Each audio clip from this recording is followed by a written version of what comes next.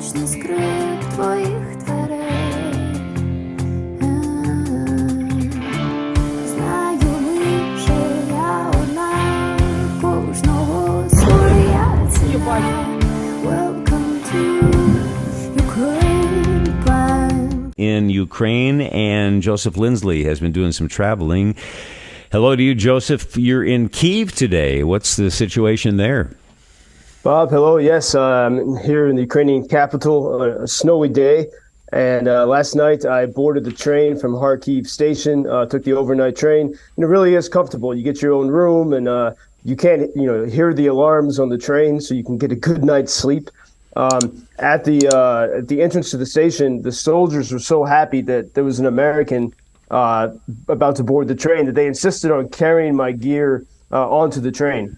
And I was talking with the staff aboard the train, and they're still very proud of the fact that President Biden rode one of their trains. And so they like to say for one day there was Rail Force One here in Ukraine, and everyone was so full of gratitude. Earlier in the day in Kharkiv, I was showing around some American friends who work for prominent media in the United States, and we went into that neighborhood of North Salivka, which has been so heavily damaged. And we went into one of the buildings that's been largely bombed out, climbing up 7 floors of steps. Much of those steps are covered with debris and glass. And within one of those apartments, there was a guy still living.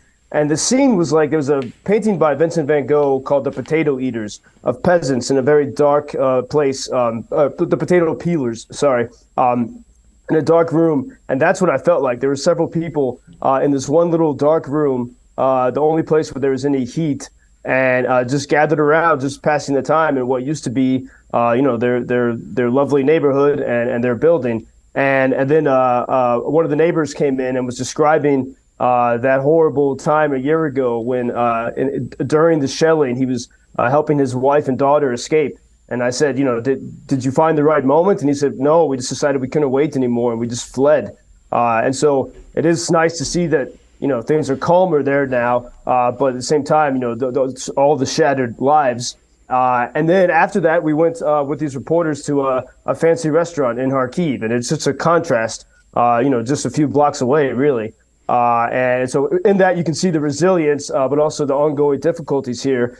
Today has been unusual because the skies have been calm. It's been quite a while now, a couple of weeks since Russia has launched a nationwide missile attack.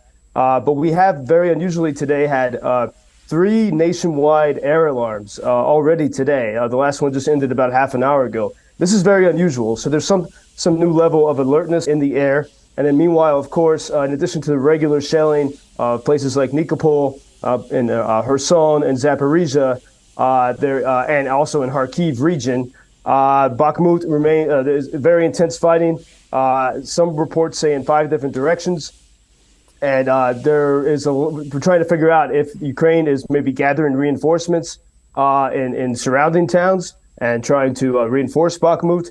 There's some idea that might be happening, but it still is difficult to know what exactly is going on. And amid all this, I think one of the big topics here in Ukraine, there was a video that has been circulating of a Ukrainian soldier who was a POW held by the Russians, held by the Wagner group. His name was Timofey Shadura.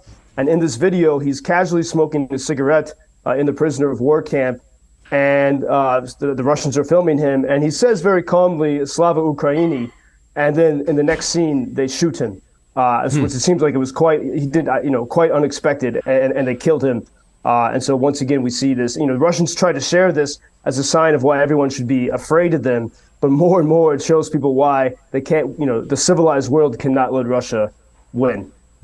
Terrible. And when I hear you say you were on the train and you enjoyed the fact that you can't hear the alarms while you're on the train, I'm thinking that if that's me, I'm more nervous than ever because I don't know if there's an alarm going off. How do you do that?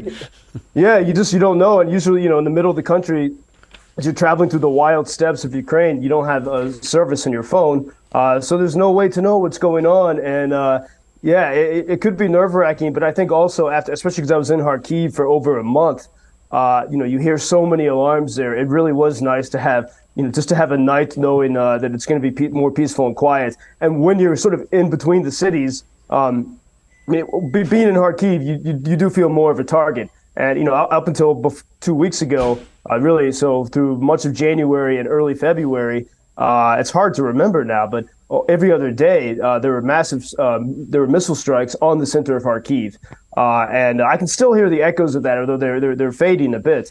It was a very intense period, and now we have this strange time of calm. And so, when you have some calm, you seize the opportunity to get some rest. I guess so. You'll enjoy this email from one of our listeners. Hi, Bob and Joe. Thanks for your continued reporting on Ukraine. Since I have some firsthand knowledge of the situation, I can tell you that Joseph's commentary regarding Bakhmut was spot on. I just returned from London.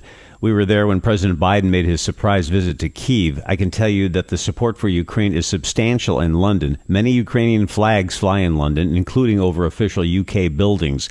They are much closer to the situation geographically and understand the great harm to humanity that a brutal totalitarian regime can pose to freedom, liberty, and a sovereign nation. Keep up the great reporting. John Russert from Chicago. And you've mentioned England a few times when you talk about what could happen if the Russians aren't stopped here.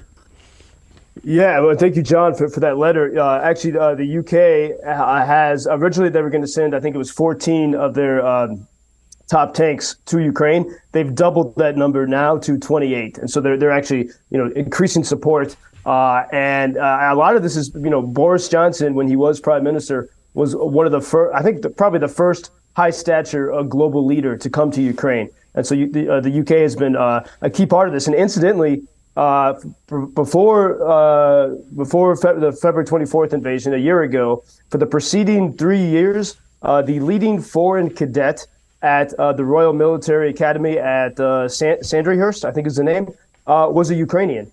Going back to 2019.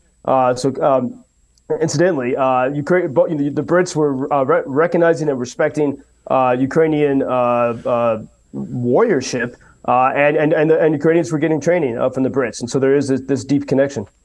Here's another message I want to share with you. It was a text. I found it interesting. With a friend of mine who just got back from spending 2 months in Thailand and Cambodia and Vietnam, to make mention that those countries are full of Russians who left Russia waiting for the war to be over. He spent last year in the same countries for the same amount of time and said there were not any Russians that he can remember like he saw a year later, all younger people. Interesting, isn't it? Well, yeah, we've seen, heard stories of this exodus from Russia, and then, but the question is, when Russians are in exile, do they feel any responsibility? So far they've been pretty quiet. There aren't massive protests, and that's where you have to look at. There has to be some kind of societal reckoning, and are people responsible for the government? And I think more than that is, I think Ukraine shows people, and also Taiwan, which is in the news today because China's talking once again about how they want to control Taiwan. But Taiwan and Ukraine, I think, show the world that people can have agency. If you choose to be free, it's going to be tough, but it's possible to achieve that. And maybe one day people in Russia can also experience the same, but they have to have an initiative in their hearts. Mm-hmm. Joseph, is there a feeling there in Kyiv that since the Russians failed, and it's been widely talked about how Putin thought he could get that city quickly, now that hasn't happened, is there a general sense that you're safe there in Kyiv now? It feels very different from Kharkiv. Kharkiv feels much more like a city at war because you can see the damage everywhere. You see more military presence. It's full of volunteers from all over the world. You see license plates from all over the world and very beat up vehicles that have recently been in Bakhmut or Kupiansk. So you feel much closer to the war in Kharkiv. And here you see life is, in many ways, besides the alarms, is vigorous and like it was in many ways before the war. And actually, you can see some of that video we talked about yesterday with the rabbi singing. I didn't post it yesterday, but it's now posted at UkrainianFreedomNews.com. And in that video, as he walks around, you can see the energy of the city, even amid some of the signs of the war. We'll check that out and also post it at WGNradio.com. Joseph Lindsley in Kyiv today. Stay safe, Joe, and we'll talk at this time tomorrow. Thank you, Bob. Until tomorrow. Thank you for introducing Ukraine on your social media pages. That's very important that much more people can get more information about the situation here and how everybody can help Ukraine to stay stronger and to save all the world. Що він сказав? Well, which side are you on? На чиїй ти стороні? Come on now. Oh, which side are you on? На чиїй ти стороні?